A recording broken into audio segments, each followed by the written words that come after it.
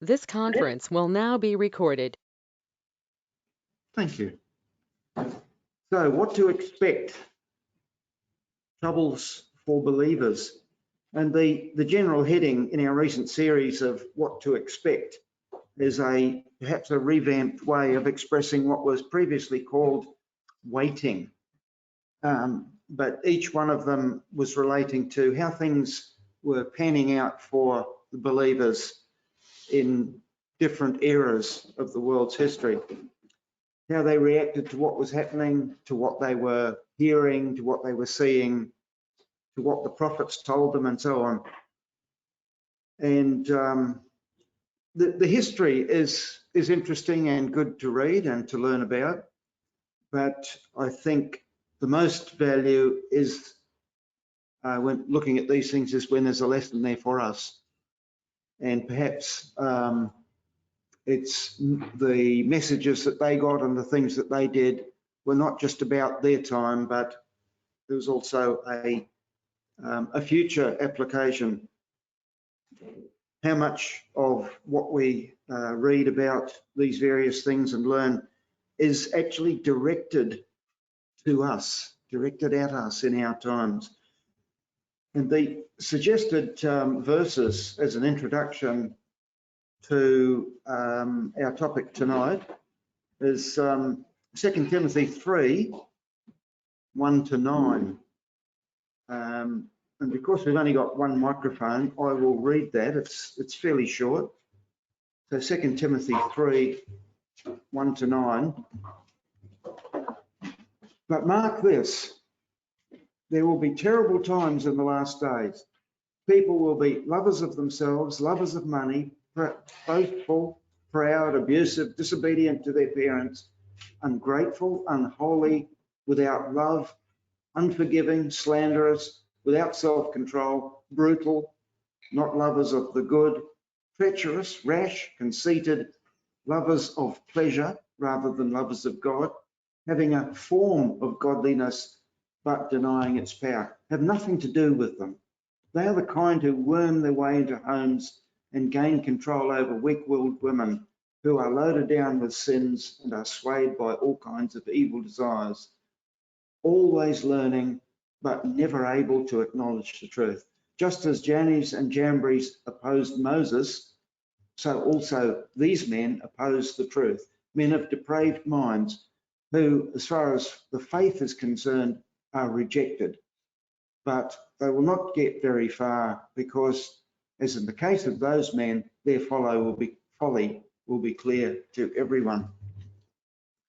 And so the beginning of that is the statement, the last days, and that's what sets the scene for what Paul is saying, the last days. What are these last days that are referred to there? And if we remember Andrew's talks on the Olivet prophecy over the last couple of weeks, there are similar expressions to what is there tonight. Jesus spoke of destruction, persecution, and hardships. And the disciples said, well, when will these things happen? What is the sign of your coming and of the end of the world, or the end of the age? And Andrew showed us that many of the things that Jesus spoke about referred to the current generation, that is the first century. But is that the limit? And if so, it's only a history lesson. But with many of the messages from God through the prophets and the apostles, there is so often what we call a secondary application, a latter day fulfillment, or a fulfillment for our time. So Paul writes to Timothy, and as with the other epistles, some of the things that he wrote about in all of his writings to Timothy, he did so because there was a specific need, a specific problem in the ecclesia that needed to be addressed, and sometimes the messages were very specific and even named names. Sometimes the messages were a bit more general, and they were about behaviour and relationships for all believers of all ages, so not just confined to the time of Paul when he was writing. They may have been prompted by an incident that happened, and often they were just a reminder of who these people were. You know, think about who you are, think about what your responsibilities are as servants of Jesus Christ. I thought of an example when I was writing this, an example of how some of these things can be reminders. And the example that popped into my head was, say, health and safety in a workplace. And there are rules and requirements and guidelines already existing, and occasionally staff are reminded of them. Maybe they do it once a week or once a month or whatever. And then there's an accident. And then, you know, there's a lot of focus on, hey, you know, what happened? What did you do? What didn't you do? So there's a lot of focus goes on to turning these things over, looking at them, checking them out, brushing up, getting your memory familiar with them, sometimes even changes to what they had written. And, you know, that doesn't apply to the Word of God. We don't change it if it doesn't suit the people who can't keep it. But the beginning of this section in chapter 3, 2 Timothy 3, you know, he says, right, take note, attention, listen up. So obviously he's got something important to say. He says, this is what's going to happen in the last days. And we're going to look at some of the things that he says. But first of all, just to set the scene, why was he actually writing this to Timothy? Or why was he writing to Timothy at all? The background of this writing was that Paul had been in prison in Rome, and at that stage he wrote his first letter to Timothy, and he also wrote his letter to Titus. And he was released, it seems to be around 62, 63 AD. And then another 3 or 4 or 5 years later, he was arrested under Nero's control, and that's where he was when he ended his days. He was in jail, and he didn't have the freedom that he had before. He was chained up like a common criminal. And it is suggested, I read a few commentaries, and it suggested that there were several reasons for Paul writing to Timothy. And one of them was that this would be comforting to Paul, because all his friends had deserted him. Only Luke was with him. And being chained up as he was and having no freedom, he needed company and he needed encouragement. And he also wanted Timothy to come to the jail and bring certain things with him.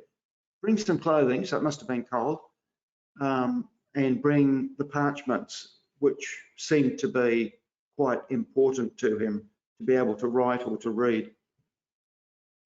Now, Paul had previously given Timothy, in his first letter, he had previously given him instructions on how to help and encourage the ecclesia at Ephesus. And that ecclesia was at that time experiencing some false teaching, and they needed sort of general reminding, hey, this is what you stand for, this is what you signed up for, this is what you need to believe, and you need to keep living those principles.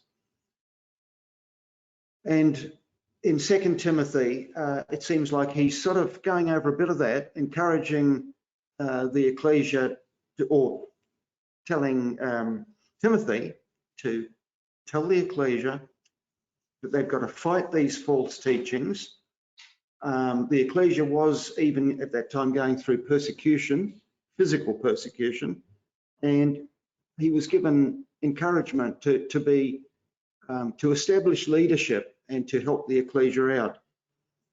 And it seems as though it was an open letter to the Ephesian ecclesia through Timothy. So what were the last days that he talks about here in chapter 3? It's possible that Paul was referring to his own life, that his life, he was sure, was coming to an end, and as far as he was concerned, it was the last days. And if his life was coming to an end, then he needed to take as much time as he possibly could to reinforce all the things that they needed to know and learn and remember.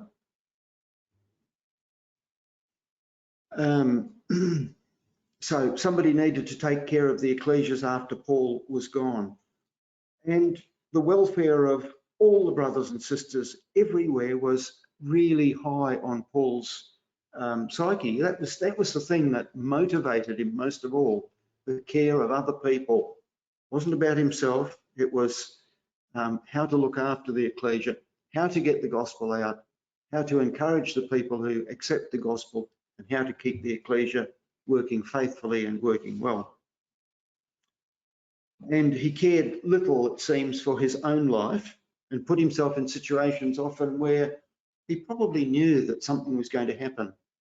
But as long as he could help others, that was the important thing.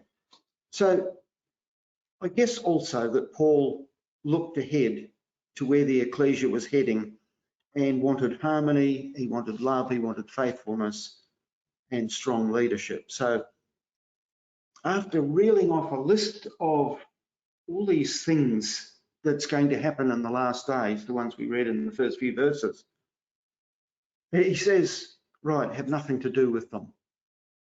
And the first thing I thought was, what was he saying there?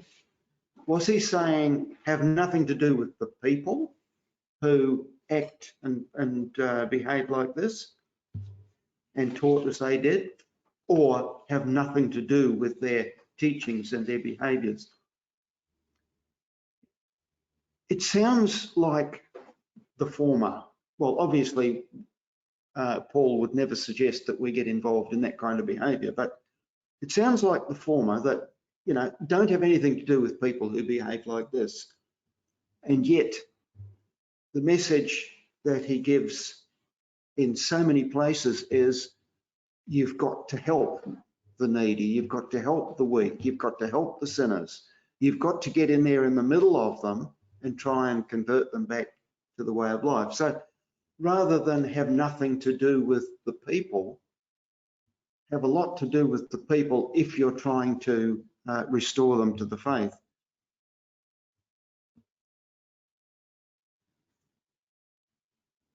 Now, the thing is, it sounds like this is behavior of the world.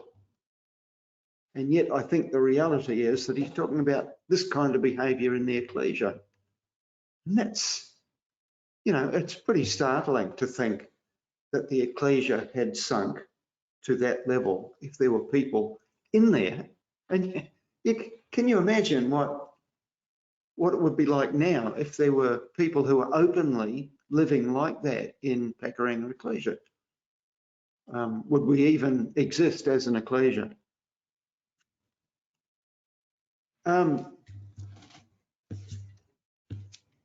The message that the angel gives to John in Revelation about Ephesus, it's interesting that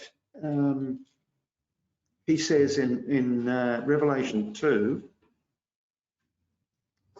to the angel of the church of Ephesus write, these are the words of him who holds the 7 stars in his right hand and walks among the 7 golden lampstands.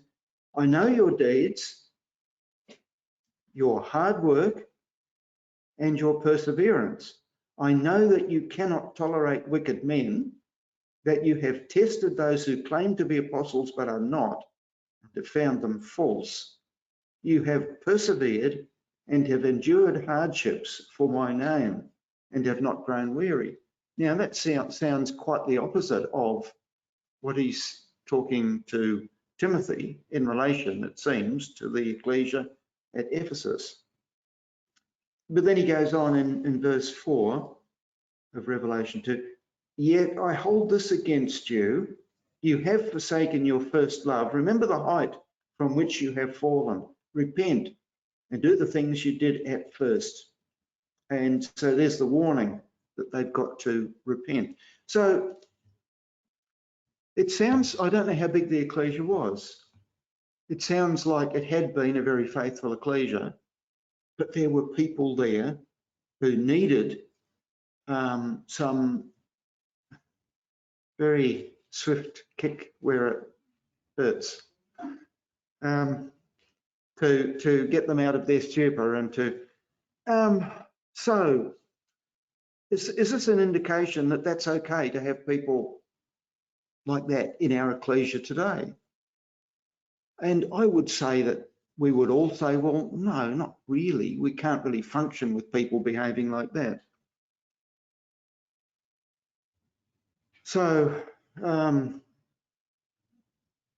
what does it mean? And maybe we can discuss that afterwards.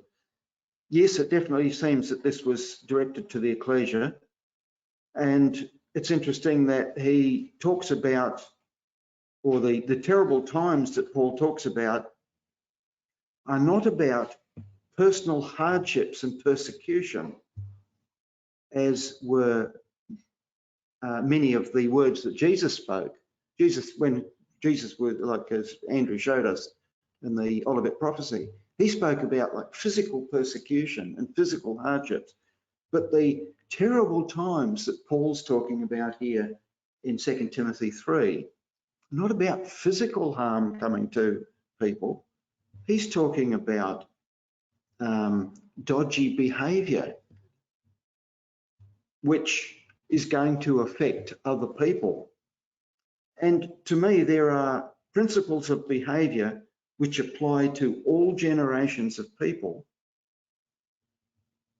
Perhaps going through waves, like we have cycles of weather, we have cycles of all sorts of things where things get worse and things ease off and things get better. And we remember the cycle that Israel went through, particularly recorded in the Judges, where they were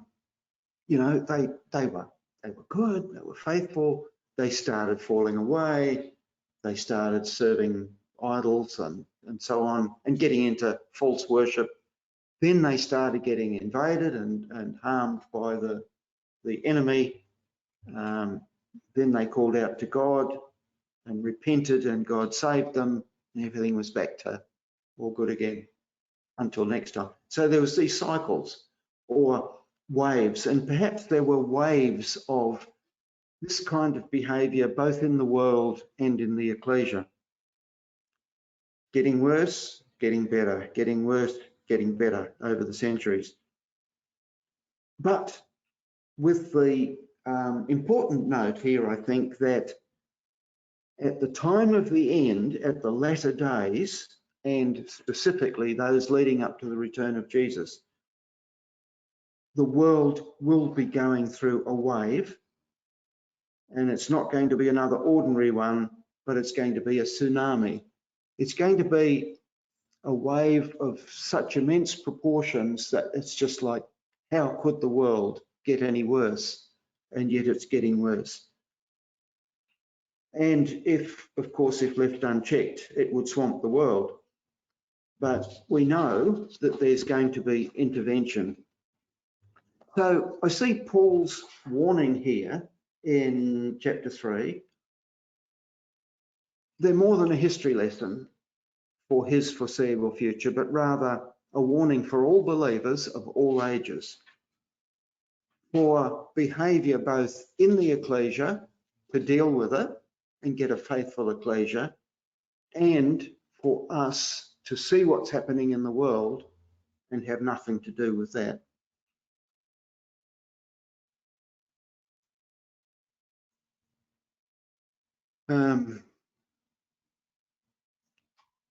So is there a lot up here about the state of the world? Well, initially, I think Paul's message is that it's the state of the ecclesia, but there's got to be lessons. And so we've got to take it, I think, through to the state of the world as he's talking about the last days. And I think he's talking as well about the days before Jesus arrives. So the warning there is have nothing to do with the behavior that's going on in the world, because if you do, it's going to rub off on you and it's going to be in your life, and then you're going to bring it into the ecclesia. And that's not an acceptable way of life as far as Jesus is concerned. The problem is, if we are not familiar enough with the scriptures to know what is good and what is not good behavior, we're not going to be affected in the same way, or we're going to be affected by the evil without knowing it. So the lesson, I think, there is we need to be real good students of what is written in the scriptures so that we can be familiar enough with it to know, like pretty much straight away, no, that's not the kind of behavior for sons and daughters of God.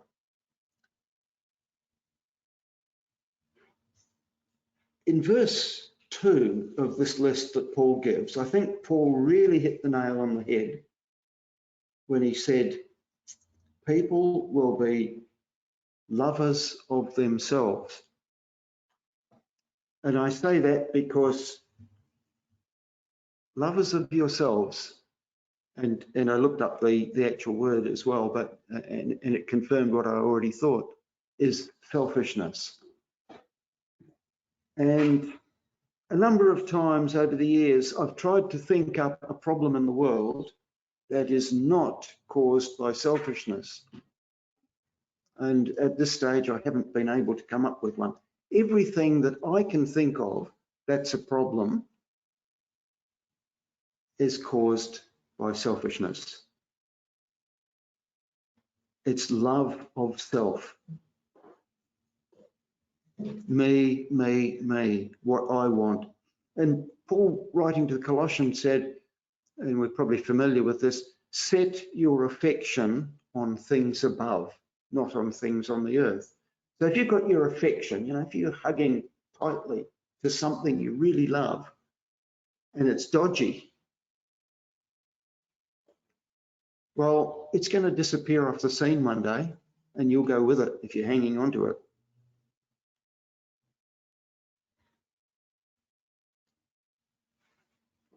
So don't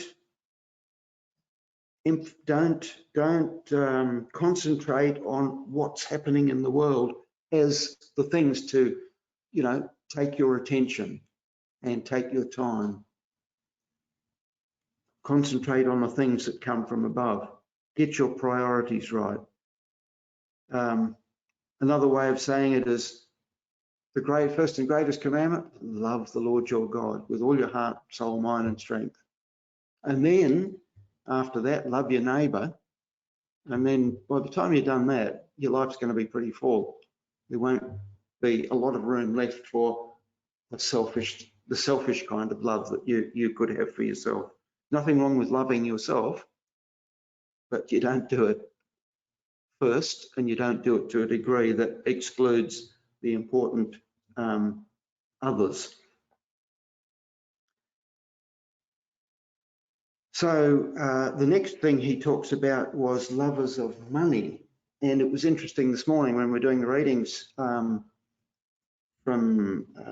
Ecclesiastes 5.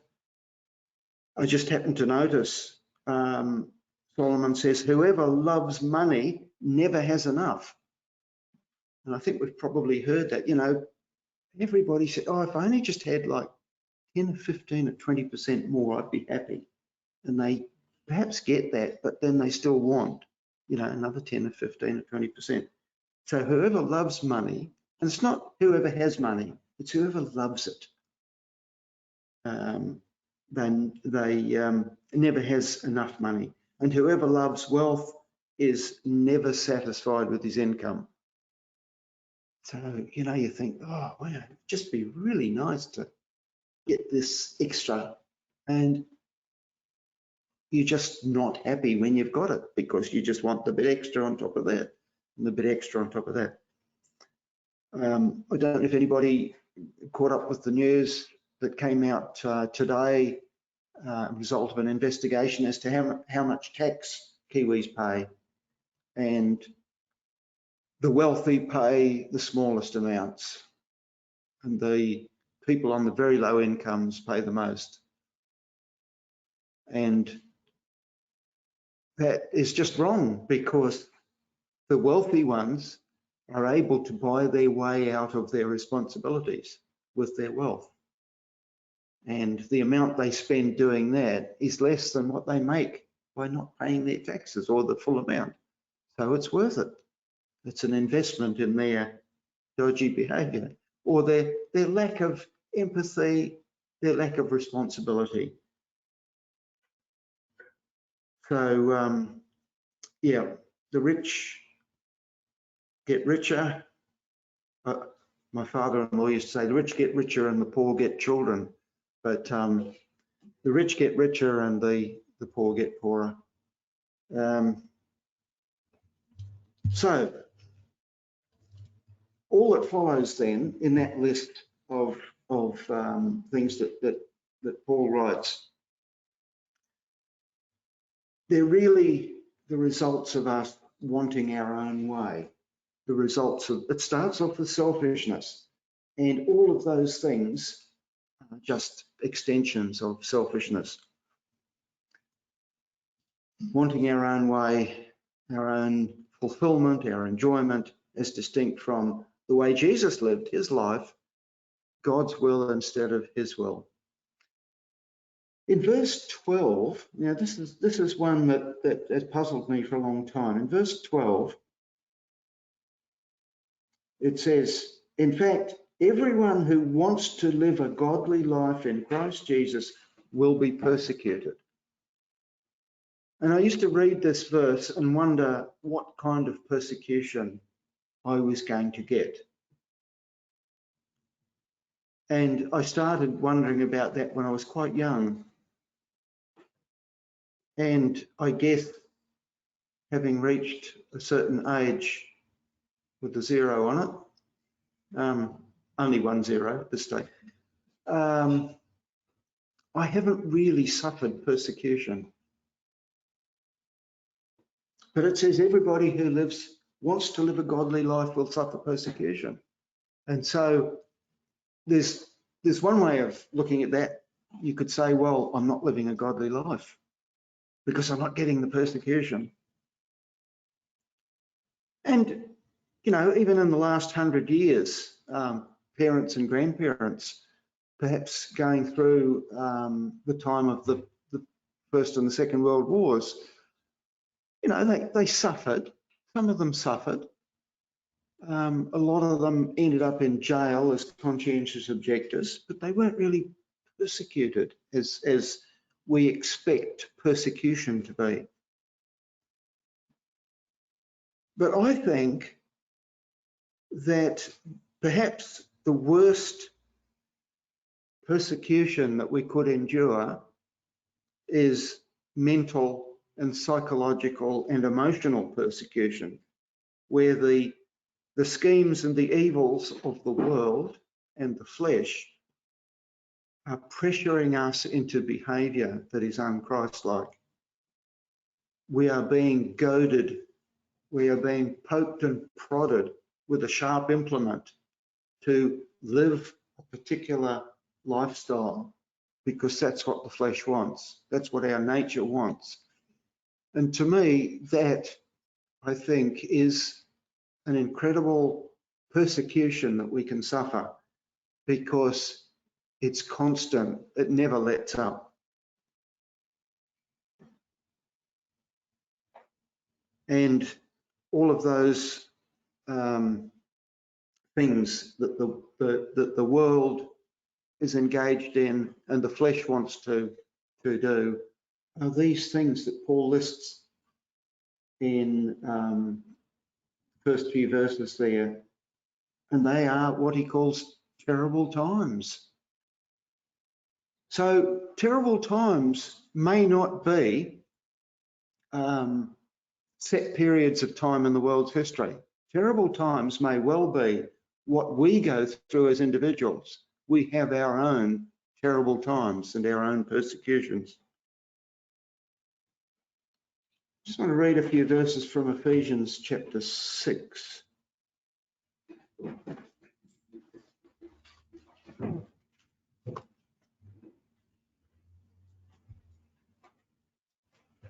Ephesians chapter 6, verses 10 to 12. Paul says, "Finally, be strong in the Lord and in his mighty power. Put on the full armor of God so that you can take your stand against the devil's schemes. For our struggle is not against flesh and blood." It's not against people. It's not against armies with swords and guns and bows and arrows. Our struggle is not against flesh and blood, but against the rulers, against the authorities, against the powers of this dark world, which he explains elsewhere are the works of the flesh, the works of sin. Therefore, put on the full armor of God. Okay, so put on the full armor of God. What is the full armor of God? Put it on so that when the day of evil comes, you may be able to stand your ground, and after you have done everything to stand, stand firm then with the belt of truth buckled around your waist, with the breastplate of righteousness in place, and with your feet fitted with the readiness that comes from the gospel of peace. In addition to all this, take up the shield of faith, with which you can extinguish all the flaming arrows of the evil one. Take the helmet of salvation and the sword of the Spirit, which is the word of God, and pray in the Spirit on all occasions with all kinds of prayers and requests. So the battle is not a battle of physical persecution, as I see it, but a battle of spiritual proportions. It's fighting against the evils of the flesh. It's a full-on war, and it goes on and it never stops. The problem is that we often can't see the enemy.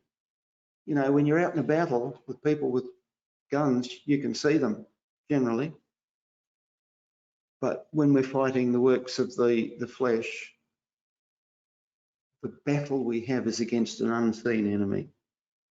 So the preparation is absolutely vital. That's why we've actually got to be wearing the armor all the time. You can't just, you know, if the enemy's coming, you run out to the back shed in the dark and you go with the torch looking for your safety equipment. That's not going to work. You've got to be wearing this armor all the time. And it's not heavy and cumbersome and bulky and uncomfortable. It's made to fit. It's custom built and it's lightweight, but it's very strong. So preparation. So for the last days, is this our time? Is this our time? Remember, there have been last days on many occasions through many eras, and probably the most recognizable one is the last days of the human race in the time of Noah. They had last days there. What they did, we don't know. What they didn't do, we do know. They didn't accept the preaching of Noah. And Jesus makes very appropriate use of those times as a warning, as it was in the days of Noah. So it will be in the days of the coming of the Son of Man.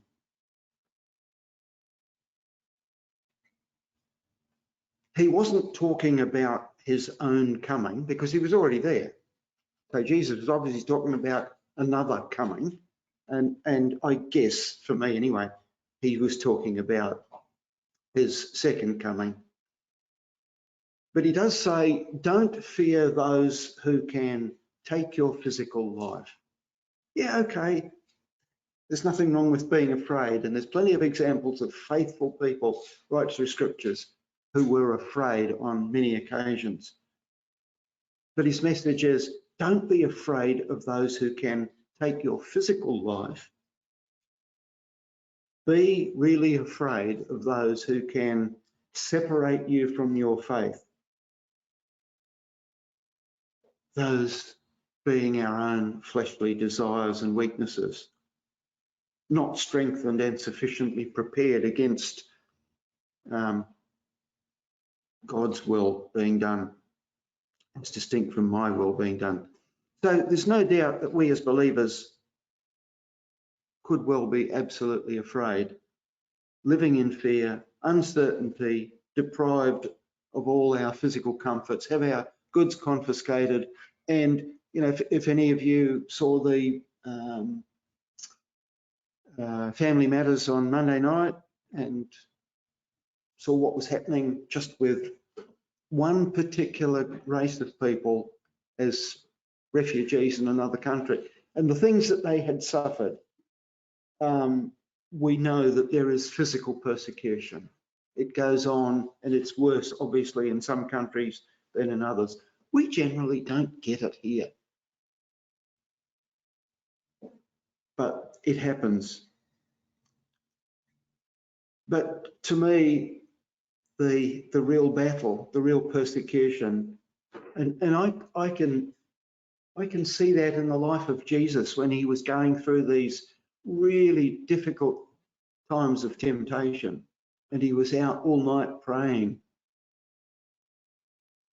And the battle of his own will against the battle of God's will. That's, to me, the ultimate persecution.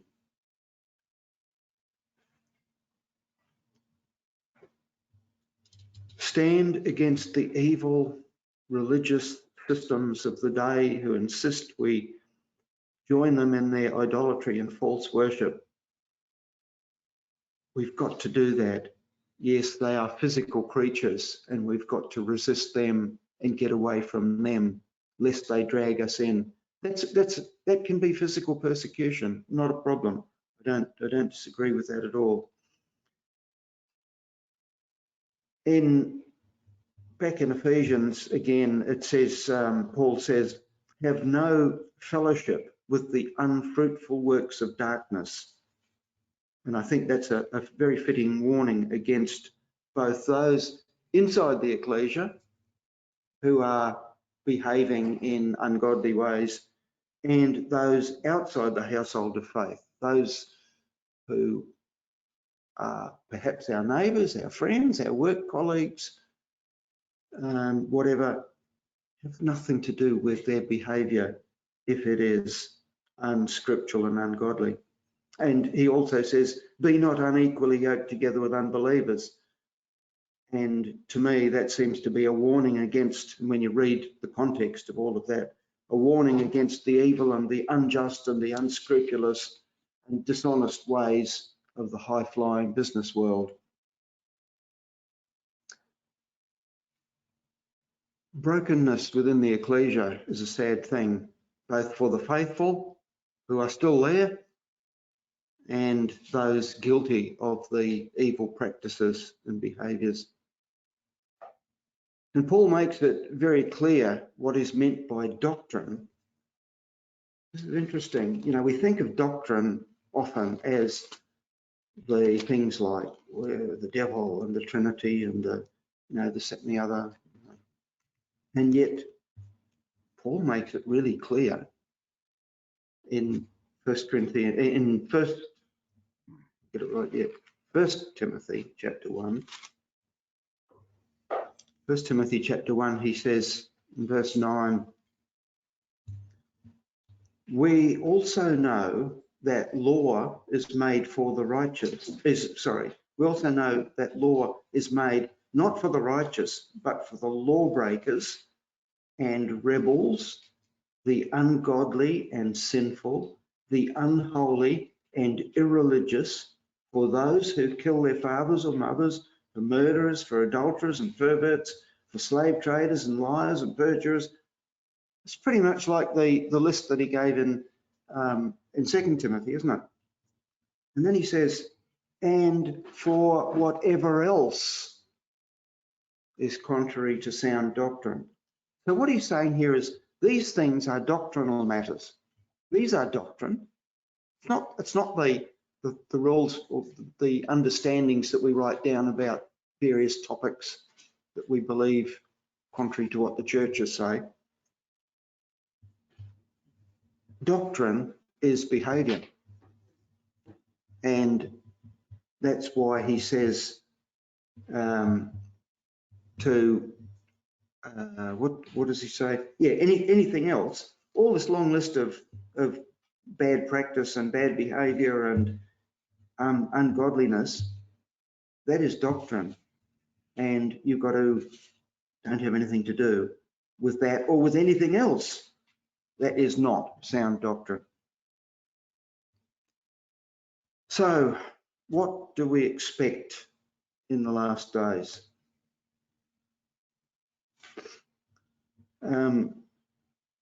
Perhaps evil, so evil that only the intervention of Jesus can remedy it. And the lesson, I think, is to walk with Jesus in your daily activities. And whatever physical harm you have suffered is of no concern in the long term. Yes, it may be very unpleasant, but that's not the important thing. And Paul's encouraging words in the end of 1 Corinthians 15,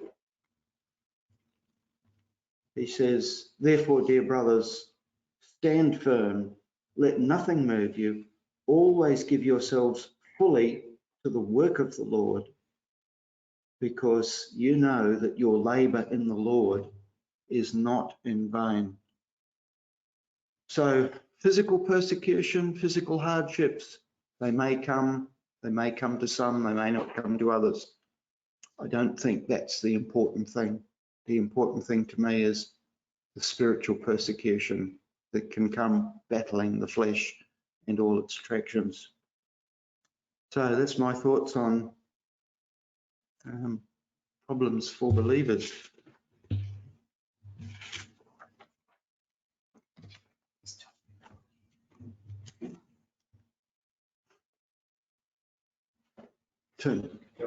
Yeah, but thank you.